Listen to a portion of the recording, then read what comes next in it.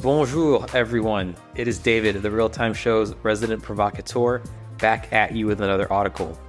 As usual, it is so great to be here with you talking watches, but I want to break from the usual today because I don't want to provoke. Or rather, I don't want to provoke emotions. I want to provoke discussions. And today's episode might be a little bit longer than the articles you're used to because I am so passionate about the topic that I'm going to discuss today. So if you've listened to these articles before, you know that I have a special soft spot for, quote, fashion watches. And the fashion watch brand, again, in quotes, I'm going to discuss today has been not only hugely influential in my own style journey, but also might just be one of the most influential brands of all time. Before I get into the episode, remember, you can always get in touch with us with your opinions, good and bad. We love hearing them all. And contact information will be shared with you at the end of this episode. So without further delay, let's just get right into it. In episode 67 of the Real Time Show, I made the case that anyone claiming to be a watch lover is doing themselves a disservice by dismissing products from large luxury brands as, quote, fashion watches. Granted, as with every product category, there's still a fair amount of garbage, so you can continue walking by the Armani Exchange, Burberry, and, quite frankly, shockingly, Tom Ford watch displays without a second thought. But when you look at brands such as Cartier, Hermes, or Louis Vuitton, brands that really only operate at the very high end of the price scale, there's a good chance that, setting aside stylistic preferences, the watches they're offering are objectively good watches. As I said in the article, these brands have to be very mindful of their brand perception, so they have every incentive to create excellent products in every category in which they are active. For watches in particular, what they lack in watchmaking heritage, they can indeed mitigate with well-loved design codes. After years of investment and trial and error, the brands I just mentioned seem to have finally generated some traction in watch nerd circles, and I use that term in very loving quotes, and personally, I'm very taken by the new Louis Vuitton Tambour. There is, however, one glaring outlier, a very well-known brand, a favorite of mine, and I'd argue one of the most influential in the history of fashion, which did not create as much buzz with their foray into watches, despite some very, very well-done offerings. I'm talking about Ralph Lauren, and in today's article I'm going to cover, first, Ralph Lauren watches and how they came to be. Second, why I think this attempt at breaking into the watch market initially fizzled. Third, the current state of Ralph Lauren watches. And finally, I'll wrap up with what I think the brand could do to build on what it has. And quick spoiler, there is a lot to work with there. Quick break here to be fully upfront with my bias. Polo Ralph Lauren is one of my first great menswear loves. I am fascinated by the imagery surrounding the polo shirt, the crossover appeal of sportswear like the legendary Snow Beach jacket, and if you know, you know, and the fact that the brand can be just as well known for formal wear with the Purple Label line as it can with Western wear via Double RL. Regardless of how deep I get into clothing, I will always circle back to Ralph Lauren and its various universes. Being a little more objective, it's kind of wild that a brand can be known for and excel in such a broad spectrum of design styles and price ranges. It's as if Ferrari were as well known for sports cars as they might be for pickup trucks and compact cars. Perhaps it's the successful versatility that gave them the confidence to try their hand at watches, and I remember seeing the teaser for Ralph Lauren watches over a decade ago. I was expecting something more along the lines of what Tommy Hilfiger, a generally accepted peer brand, was offering. That is to say, branded quartz watches retailing for, at most, several hundreds of dollars. Wow, was I shocked when I saw the full reveal. These were watches costing thousands and thousands of dollars, some well into the five-figure range. As I dug into the project a little more, I found out that the seemingly inflated prices weren't simply resting on the mythical Ralph Lauren name, but rather an all-star team of watchmaking heavy hitters. The way I've heard the story, Ralph the man knows the head of Richemont, not surprising at all actually, and a partnership was formed between Ralph Lauren, the company, and Richemont brands such as Piaget and JLC, with those watchmakers providing movements and presumably manufacturing capabilities generally for Ralph Lauren watches. The two men really must have been good friends because stylistically, if not, I'll grant you realistically, Ralph Lauren watches were absolutely positioned to cannibalize Cartier, Piaget, and JLC sales, but the deal went ahead much to Ralph Lauren's benefit. Horologically, I'll point out here that this is already a step ahead of how brands such as Hermes operated for a long time. whereas they would go pretty much only for ETA movements before committing to the Vaucher manufacturer.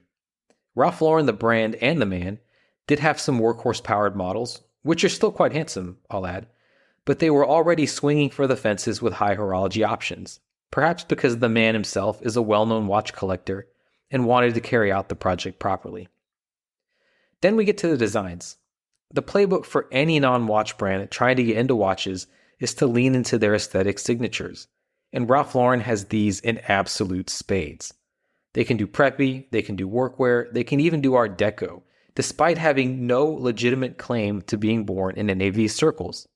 With Ralph Lauren, it just comes down to sheer skill and storytelling. The Ralph Lauren brand set up its watch portfolio in the worlds of motoring, equestrian, Western, and safari-style watches for their collections. But me describing them this way does not do justice to the beauty and uniqueness of how some of these watches turned out. My current personal favorite, that's the Automotive Double Tourbillon. Talk about entering the market with a bang. The watchmaking complications are impressive, sure, but what strikes me most about this watch is that burlwood bezel.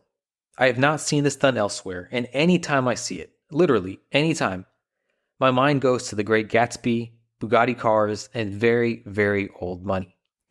That is the power of the Ralph Lauren brand. And yet, as far as I can tell, these watches were and still are kind of a flop. Although please do let me know if you have data telling me otherwise. I have never seen a Ralph Lauren watch in person, and though offerings on Chrono24 are limited, what you can find is priced well below what the MSRP was and is today. So, what happens? In my mind, it comes down to timing, marketing, positioning, and sizing. I've already sort of touched on the timing aspect, but as much as I commend the brand's desire to do things properly, it's my point of view that it started off too strongly. What Ralph Lauren created were not fashion watches at all, but rather watches aimed squarely at watch nerds. There's that term again. And we know how that crowd reacts instinctively to watches from brands that don't usually make them. Maybe the idea was just to sell a couple of the very high-end pieces and focus on the lower end, but still pricey, time-only models to drive most of the revenues. Even then, the brand must have been counting on die-hard Ralph Lauren fans, not necessarily well acquainted with high-end watches, for whom hundreds of dollars is a lot to spend on a quote nice watch. And ultimately, that group just didn't show up and convert in great enough numbers. On that note, the marketing was just off for these watches in the sense that in my mind, there was none.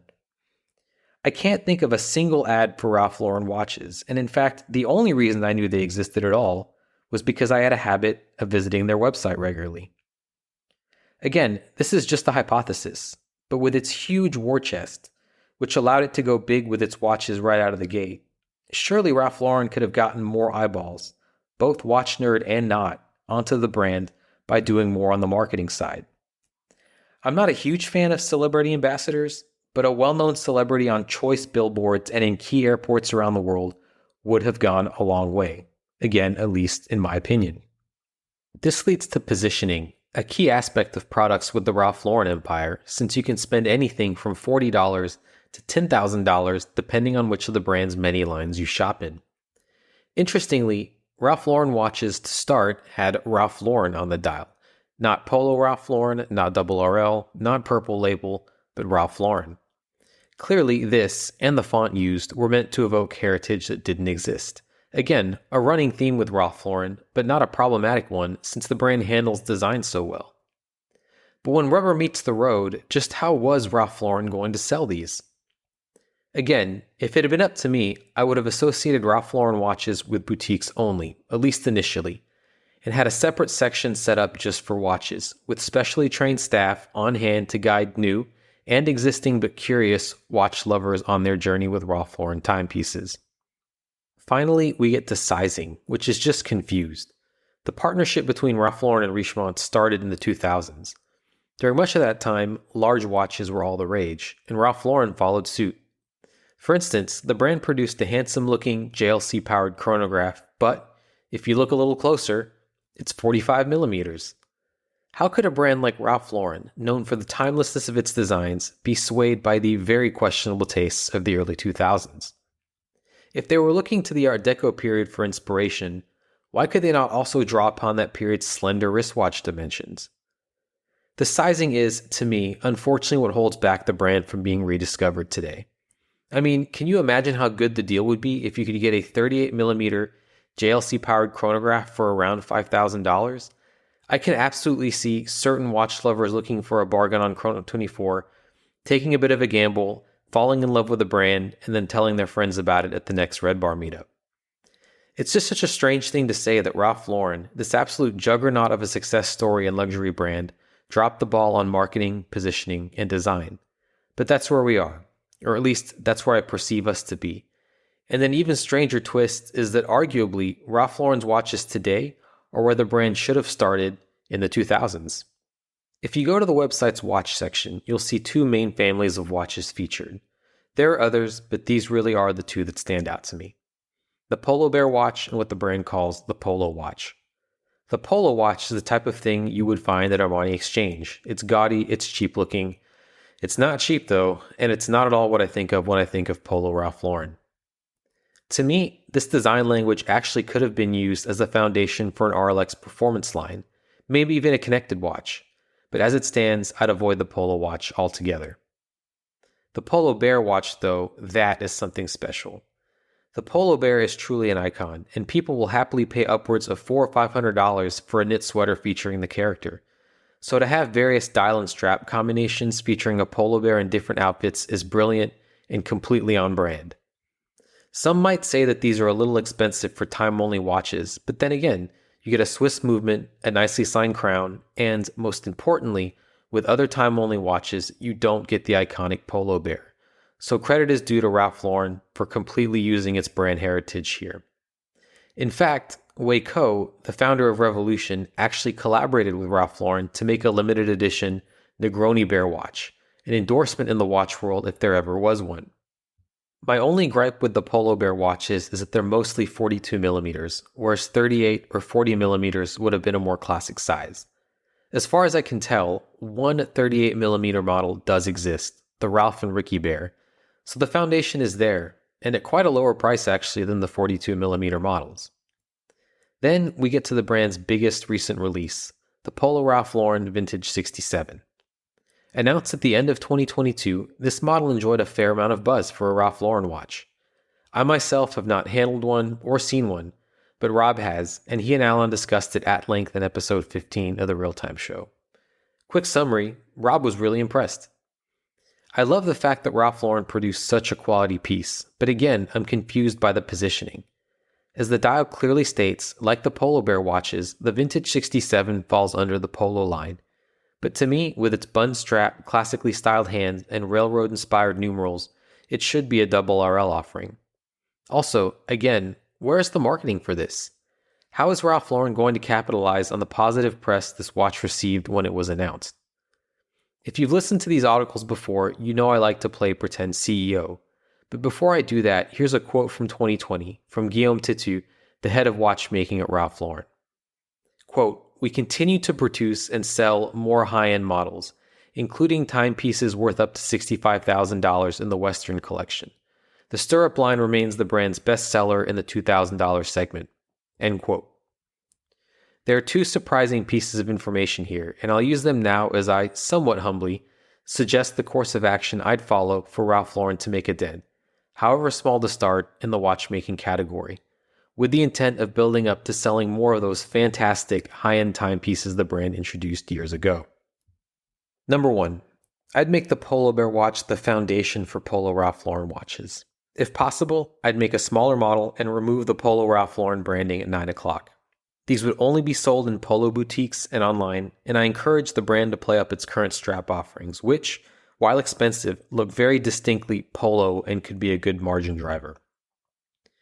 Number 2, in the future, perhaps Polo Ralph Lauren could offer another watch, stylistically in keeping with the prep style of the mid-century, to round out this price tier with something a bit sportier. Number 3, just ditch the Polo watch entirely as it exists today, but use it as a foundation for RLX branded sports models, Perhaps even, again, some kind of connected watch. The colors would go well with activewear, and the division's focus on sustainability leaves open some very interesting possibilities with regards to future offerings. Number 4, rebrand the vintage 67 as a double RL model and use that as an entry point, leading up to some of those $65,000 Western watches. Number 5, on that point, while I'm surprised those watches sell so well, I hope Ralph Lauren is doing whatever it can to get that small niche of buyers talking about their watches in hopes of converting other potential buyers in their friend and colleague circle. Number 6, everything else, including the stirrup collection, should be moved to the purple label, with models resized where necessary. So, no more 45mm chronographs. Number 7, all of these watches should be sold in their respective boutiques with appropriately trained staff. And finally, number 8 is that all of these different lines should be supported with appropriate ad campaigns, which would include carefully selected brand ambassadors and product placement opportunities. I've browsed Ralph Lauren's site several times while writing this article, and what strikes me is just how much watch stuff you can buy. Tooled leather straps, alligator straps, steel bracelets, deployant buckles, pin buckles. It's all there. It's so clear that the brand understands watches, and all, in heavy quotes, Ralph Lauren has to do now is customer outreach and education. With that said, I really hope Ralph Lauren keeps their watch division top of mind, because I would love nothing more than to see them produce an H08 type of watch that's met with considerable success. In the meantime, if you haven't done so, definitely check out Ralph Lauren's watch page. It only bolsters my argument that a fashion watch isn't necessarily a terrible watch, and in the case of Ralph Lauren, a fashion watch can indeed be a fantastic watch. And that is it from me for today. I've shared my thoughts, now it's your turn. If you'd like to share your feedback, again, good or bad, we'd love to hear it. You can reach me on Instagram at DAVAUCHER. Rob can be reached at ROBNUDDS, and Alon can be reached at ALONBENJOSEPH. We also love getting feedback from the contact form on our website, and you can find that at www.therealtime.show/contact. If I have one request, though, in terms of feedback, for this particular episode, if you have any either first or even secondhand knowledge of how these Ralph Lauren watches were sold, developed, or marketed, I would really love to hear from you. These watches were released in the early part of the 2000s. We are now in 2023, and there's just not that much information about them. Again, these just didn't get picked up very much by the specialist press. So if I have any gaps in my knowledge or I said something that's incorrect, I really would love to get my facts straight, and I would love to hear from you. As always, I want to thank you for taking the time to tune in, and we very much looking forward to having you tune in to future episodes of The Real Time Show. Until then, thanks again, and take care.